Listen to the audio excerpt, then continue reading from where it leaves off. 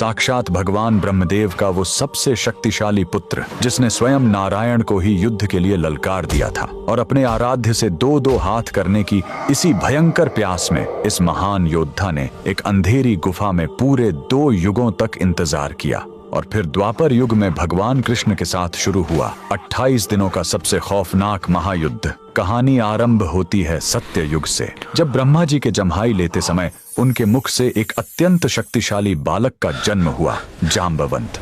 ये साक्षात ब्रह्मा जी के मानस पुत्र थे, जिनके अंदर 100 करोड़ शेरों की ताकत थी। ये ब्रह्मांड के इकलौते ऐसे योद्धा थे जिनकी ताकत स्वयं हनुमान जी के बराबर थी।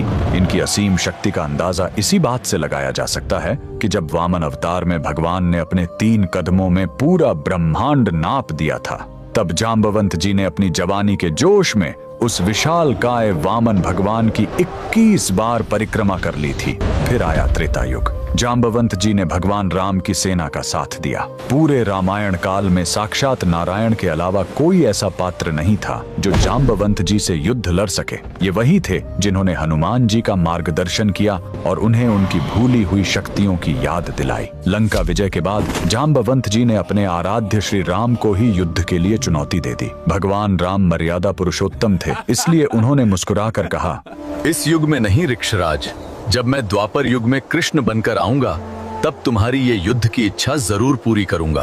बस इसी एक युद्ध के इंतजार में जाम्बवंत जी गुजरात के पोरबंदर में स्थित राणावाव की इस खौफनाक गुफा में चले गए और युगों तक अपने प्रभु का इंतजार करने लगे। समय का पहिया घूमा और द्वापर युग आ गया। एक दिन भगवान श्री कृष्ण स्यमंतक मणि की खोज में जंगल में भटकते हुए उसी अंधेरी गुफा के अंदर पहुंच गए। वहां उन्होंने देखा कि जाम्बवंत जी की पुत्री उस चमत्कारी मणि से खेल रही है। जैसे ही कृष्ण ने मणि लेने की कोशिश की, जाम्बवंत जी ने उन्हें युद्ध के लिए ललकार दिया। फिर शुरू हुआ ब्रह्मांड का सबसे भयंकर मल्ल युद्ध। ये युद्ध 1 या 2 दिन नहीं, बल्कि बिना रुके लगातार 28 दिनों तक चला। 28वें दिन उस अजेय और बलशाली जाम्बवंत का शरीर पसीने से कांपने लगा। उनका रोम रोम यह चीख कर कह रहा था कि पूरे ब्रह्मांड में साक्षात नारायण के अलावा किसी देव या दानव में इतनी ताकत नहीं जो जाम्बवान को युद्ध में घुटने टेकने पर मजबूर कर सके। तब श्री कृष्ण ने अपने उस अलौकिक रूप के अंदर मर्यादा पुरुषोत्तम श्री राम का दर्शन दिया। जाम्बवंत जी की युगों की इच्छा पूरी हो गई।